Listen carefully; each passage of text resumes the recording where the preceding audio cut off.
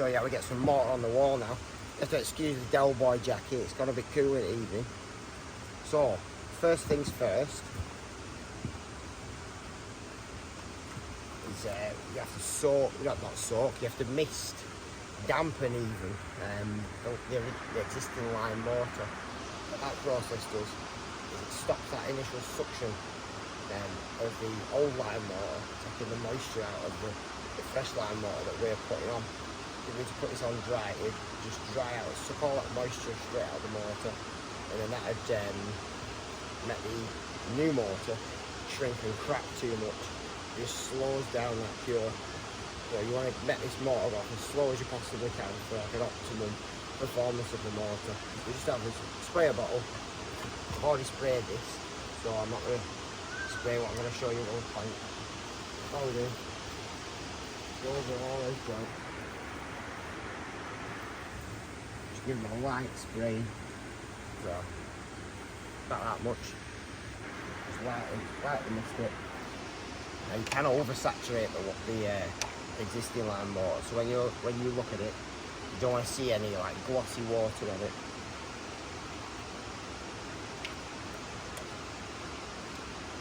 It's better. Because if it's too wet, then if the background is too wet, then that water can leach out the front of the wall and let the mortar bleed. And then if it does bleed, it looks a terrible mess. You get a white stains going down it, and it retards the hydraulic, carbonation process of the mortar that we just put on. So we've sprayed that about 5 minutes in. It's just drying off now. So the method we use involves a pointing hod. We've got a gauger, and then that mix that we showed you that we mixed up before. Just knock it up before you use it.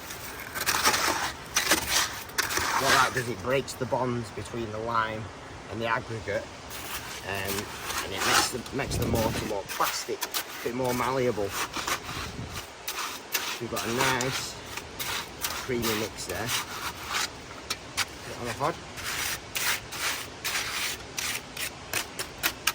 And straight as to work too. So when you point at the wall, you should always start at the bottom and work your way up. Because what that does, say if we put some mortar on the wall yesterday, the next day's pointing, what that does is the gravity pulls that moisture down, it slows that cure down even more. If you start at the top, it takes you 3 days to get to the bottom, that mortar is going to be too dry, it's a bit cracked, it'll have gone off, it'll cure too quickly. So you want to, the idea of lime mortar, slow it down, slow. You don't want the job done yesterday, you want it done in 3 days time. Okay. At the end of the day, this mortar is going to be performing for another 250 years. It's not going to have to be thought of again. So, start at the bottom, work your way up. So, get into the joint. Use the tip of the small tool. So we're using a small tool on this job. Finger trowels aren't much good on jobs like this because at that point you can really push that mortar, compact it into the back of the joint. So, bit tricky when you're down at board level. Get my legs around there. That's better. Get a little bit on the trowel, into the joint. Then you want to push the bottom, so we're pushing it up and down into the joint, and slowly building up those layers. That pushes all that aggregate right into the back of the joint. So normally, what I tend to do, you'll have your own way of doing it. Once you've done a few square meters of it,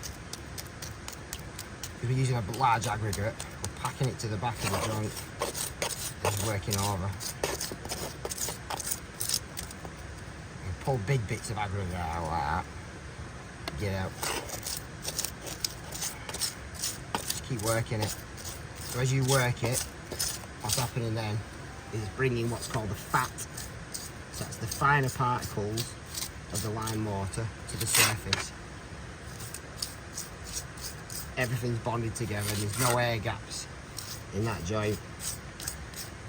And because lime mortar naturally takes on moisture in the air and out of the property, any air pockets you've got in that, if it does come to some cold frosty weather, it'll just pop it. If the frost gets into it, it'll just come away from the wall as it once it's cured. So you don't want any air pockets in these joints. So you've seen some of those other videos, you'll have seen that we use packers, unless you get some monstrous joints, which there isn't any on this wall, but say if that had come out, I'd replace that, put it back in. But because we're using a very large aggregate size with a 15mm grit, that's doing the job of our packers. So what we could do is we could have gone over and back pointed these joints, but time is of the essence on this job. So we've only got like a week, 10 days on the island, and we've got to go back. So I've made the choice to use the bigger particle aggregate, just to move the job on a little bit. Work that in, and you can feel when you've got like a nice even layer of the aggregate underneath on the end of the trowel. I'll load up again, knock it up a bit.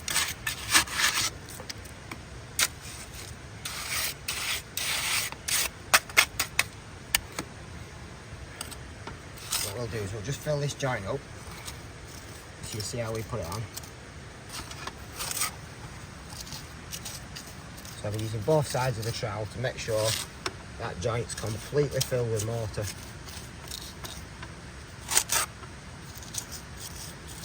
And then once it's filled, what I'm doing is I'm just bringing that finished level of mortar just ever so slightly proud of the arris of the stone, so that when we scrape it back, we've got a flush finish to the pointing. And the more when this like West Coast rain, which the West Coast is famed for, when that is pounding against this wall, it gets off the wall and onto the ground as quickly as possible. Because like when you're strap pointing it, you're creating a barrier that impedes the flow of that water off the wall, and it's staying on the wall longer, which is probably why this property is so wet. It's sat on the wall, and any micro cracks that are in that cement pointing, the moisture's getting in and it can't get out again. So it's just sitting in that wall for years and years and years, creating damp, mouldy, nasty, unhealthy environment. So when you come into the end of your horizontals or your perps, just push the end of your trowel in there and make sure that's packed nice and tight. So you can, just as we knocked it up with the gauger, you can do that on your hod, just with your trowel, just to increase that malleability of your mortar. Pack it in nice and tight there. Just keep building layers up. Just like that.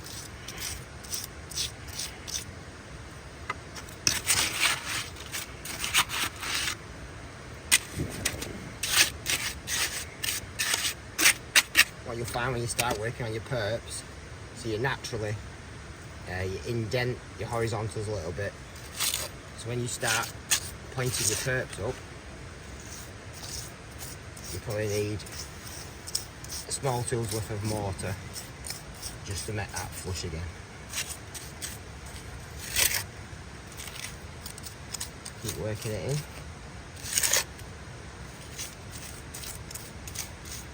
both sides. Oop. Just proud of the arris of the stone. So there your arris is, the edge is there.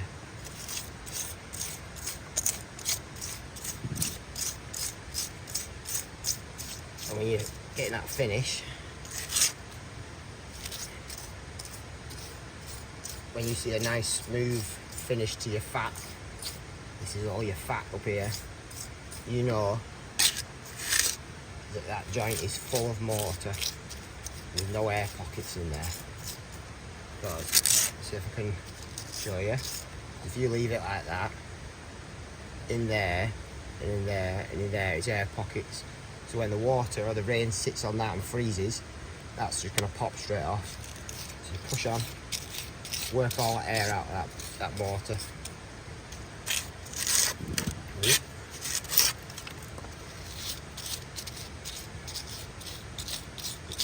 Small tools are great because you can get way more pressure on the end of that than you can on a big surface, on the flatter edge of the back of the trowel even.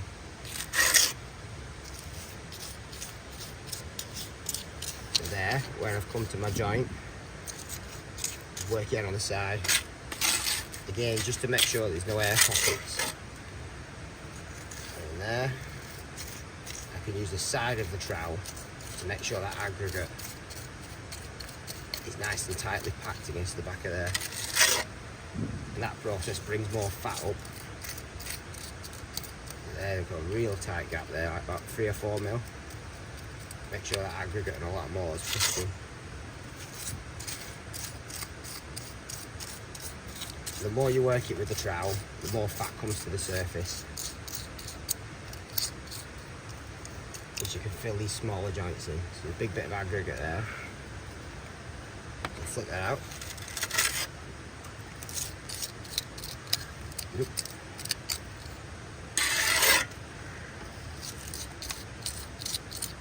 Working it in. A nice smooth finish to the mortar there. Let's get a little bit more on.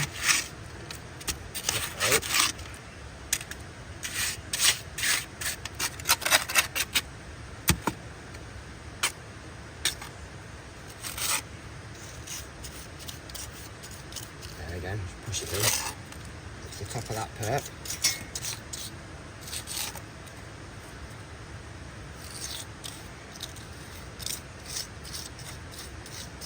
Don't worry too much about getting snots all over your stone.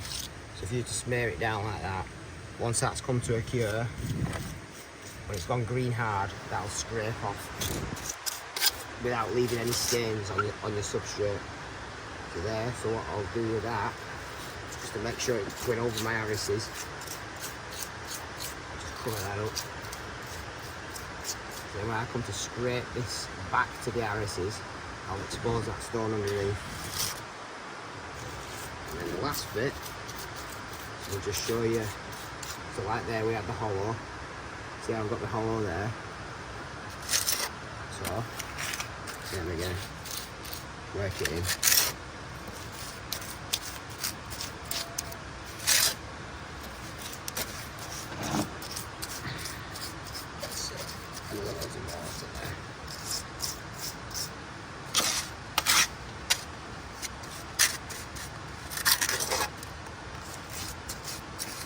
A little bit proud of that arris. You don't have to rush it, because with practice you get faster and faster at this. So make sure there's no air pockets, no air pockets. So you can look over your job. That's it. So I'm happy with that. So say we finish this wall now. What we don't want, we don't want the sun beating down on this because it'll dry out too quick, crack it, or carbonify too quickly.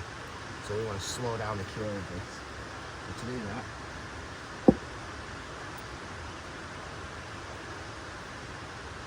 get some nails. So if you imagine we've finished all this section,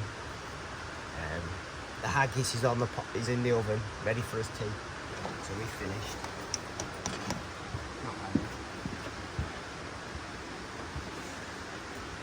these are hessians, so you can buy this in big rolls. And what it does, keeps the sun off it, but it also soaks the rain off, because you don't want any rain running on this, because it will run that surface fat down the wall. So we just hang our hessians on that.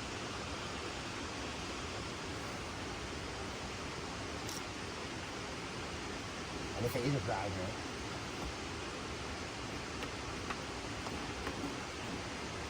every now and then just give it a quick spray, that slows that down, keeps it nice and humid behind there, to slow that cure down.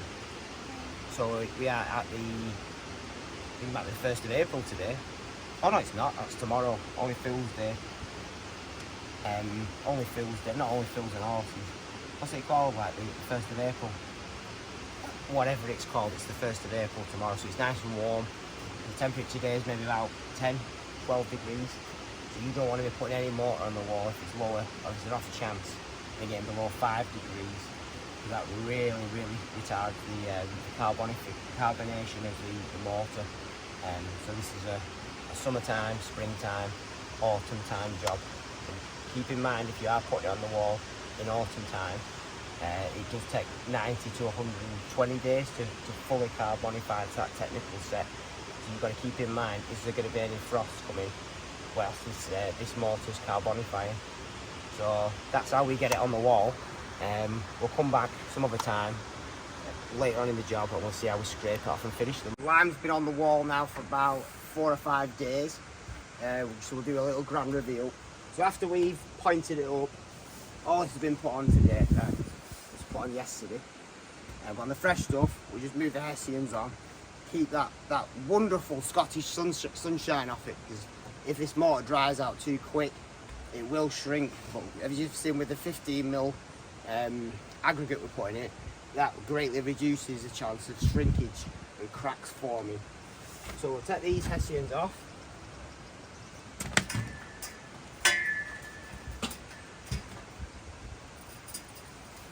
You just bang them in with a nail, hang them off it there. So, just use the gauging trowel and start here, I think. So all we do is just scrape it back, because of course with the line pointing you want a flush finish. So then any moisture that gets onto this wall gets to the ground as fast as possible, which is why you never strap point stonework, especially in somewhere wet like this. Some real ruffians will be strap pointing your house wet, especially somewhere as wet as this. So we'll take that sticking thing out. So all we're doing is we're getting really rough with it, and we're scraping it back to those arises there. You can see just the size of the 15mm aggregate there. The bits will be flying out. You'll end up with quite a bit on the floor. But if you're from Yorkshire like us, what you do is you put a sheet down and you get all these scrapings here, collect on your sheet, put it back in the mix and you can knock it up again. But because we're from Scotland, we're not quite as tight as a Yorkshireman. So we're just letting them fall on the floor, we'll scrape them up, put it on the rubble pile. You get really rough with it. As you saw when we were applying the mortar, you've really got to pack it in. And that really pays off when it comes to dressing the mortar up like this.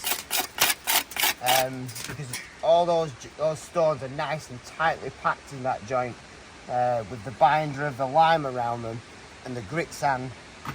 So as we were putting the mortar on, we really worked that mortar into the joint and it brought all the fat to the surface there.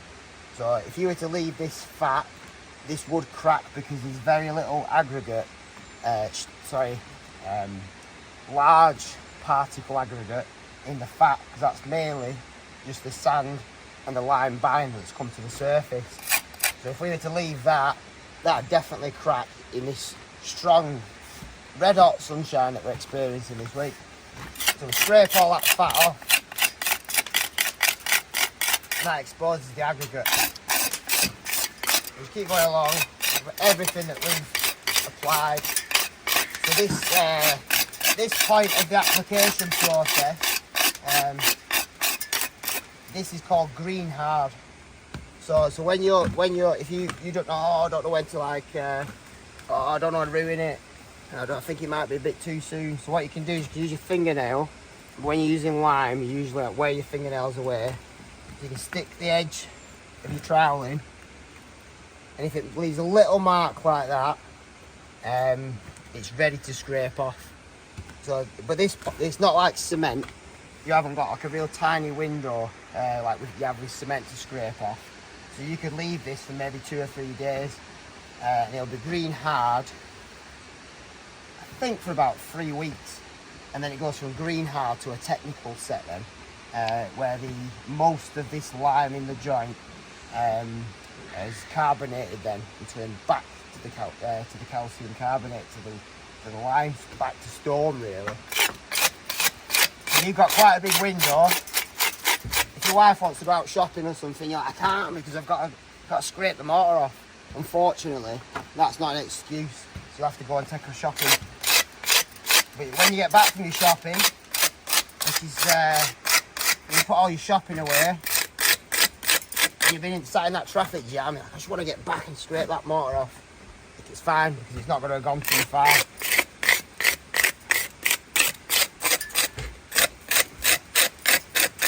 But you can always tell a fib if you have to go to mother-in-law's on a Sunday for your Sunday roast.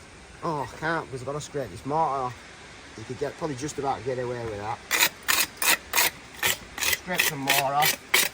You see there how I've plated up, so that's quite a big joint, so I've made that pronounced. So what I can do with that, scrape up around it,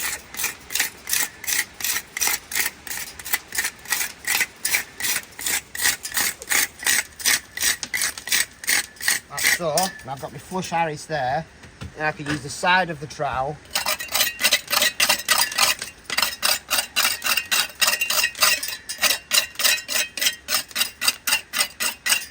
and then we've got a nice flat surface to our finish of the mortar then. And we've still got Harris to Harris is still the same. So the water will get on that, it'll run off. We'll do this perf here, and then we'll show you the next bit of it. If you haven't got long fluttering eyelashes like I have, you might be better putting some safety goggles on with, because this lime, if it comes back and gets in your eyes, it will hurt.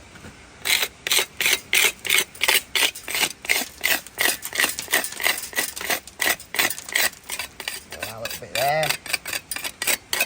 So these are called, in the game, these are called snots. So these are just what spouches over the side.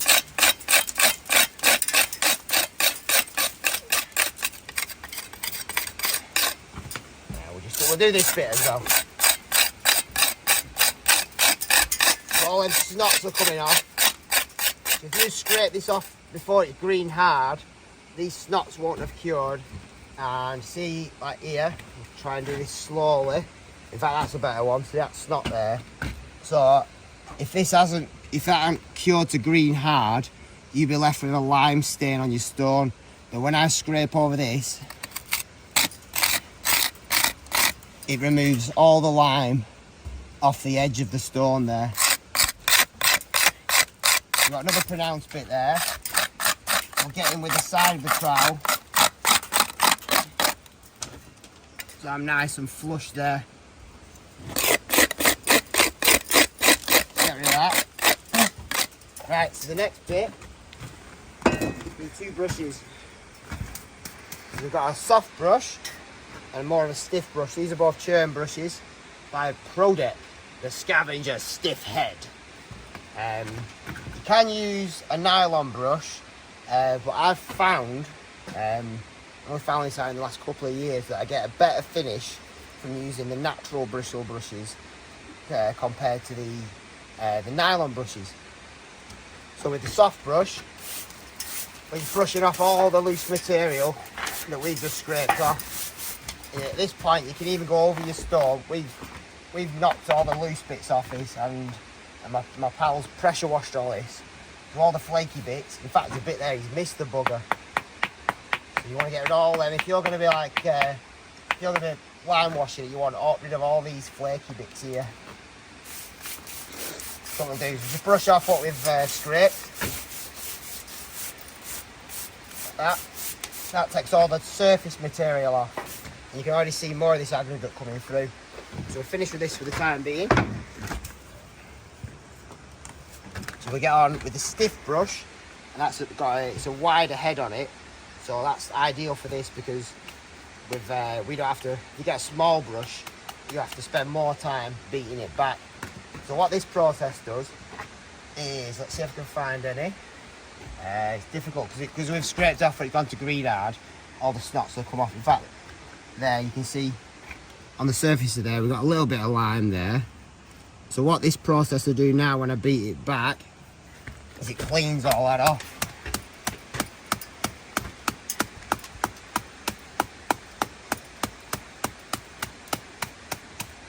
So if you have a look at that now, so we've got a nice clean edge to our lime mortar.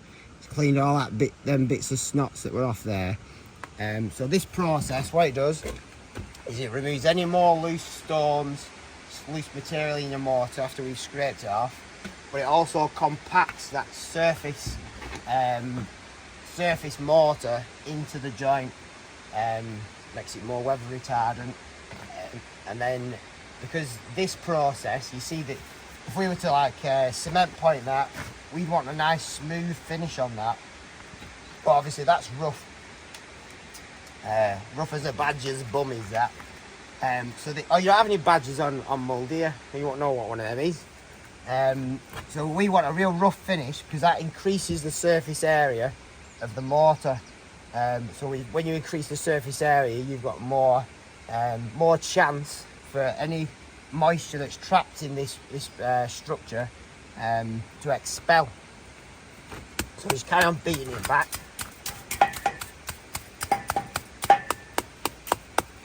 Like so. You get really rough with this. So if you did have to go and take your wife shopping, by the time you've beat this mortar back, you'll have got rid of all that stress. You're stood at the till pushing that bloody trolley around. Every week she makes me do this. She wonders why I don't buy her any flowers. So shut your mouth, I'll get you a cauliflower every Saturday with you when we go shopping. We're beating it all back. Like so. A little bit, I've already done this bit. We'll just go down here. And at this point, you can also see, see that bit there, where that's a little bit that I haven't scraped back. So you can also cut it back to the edge of the stone there. Go and beating it like so. So we beat that back. So the scavenger stiff head goes down now. And pick up the soft brush. So what we do now is we do a nice circle motion here. And what that does is it polishes the aggregate up. So if we can see here, some lime stains on that. So what I'll do is I'll do that nice circle motion. Look at the beautiful colours of that aggregate coming through. So all the surface lime has been polished off this aggregate.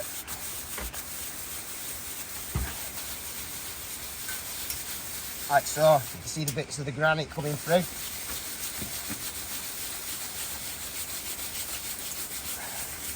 Like that. You might be better putting some gloves on here because you always end up scraping your knuckles like a prize gypsy boxer after you've been scraping this lime mortar off.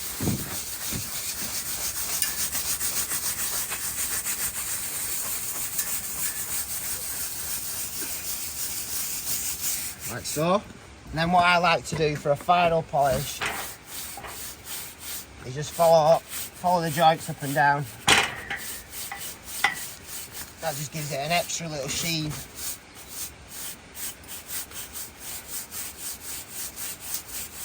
So this will continue to carbonify now for about 120 days until it reaches its final set. That goes past that technical set and gets to the final set.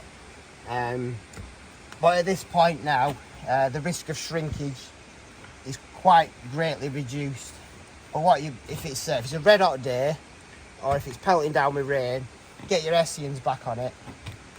What you can even do is with that sprayer that we showed you before, just spray it off and let it slow down, because you want this to cure as slowly as possible. If the sun's blazing down on it, cover it up with some Hessians, dampen it down, and all the stuff that you've brushed off the day before, just give it a spray it day after. Just slow it down. Slower the better. It's like with the modern materials like cement, you want it done yesterday. You can't with lime, you just got to give it time. Lime wants time. And time and tide waits for no man. So that is how we finish our mortar. So we'll come back once the job's done. We'll see what you reckon to it. The last joint's been scraped out, and doesn't it look sensational, that? One property, the front aspect is lime pointed now. So the natural, once the lime is carbonified properly, that capillary action will move the moisture that's locked in that wall outside where it should be into the, not so damp Scottish climate today. It's been beautiful whilst we've been up here doing it. So, as I said earlier, the old lime pointing, when we come back to lime wash this later on this year, which we'll do a video of, so you can see how we do that, the rest of the pointing will have blended in to match the more greyer appearance of the lime mortar that's been on the wall for 5 months. So, yeah, I think it's a job well done, is that? So my friend was on about leaving the store and not lime washing it, but in keeping with the local area, and we can show you how we lime wash as well. We're going to come back, like I say, later on, probably towards the end of summer. It starts cooling off a little bit, lime wash it. Yeah. So when we come back, see a little bit of patching there below the window.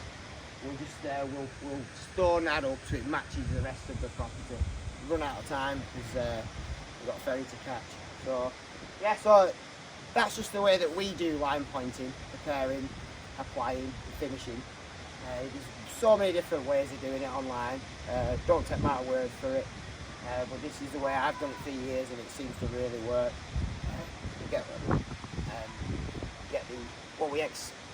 We get a great performance from the mortar, and the clients are always happy.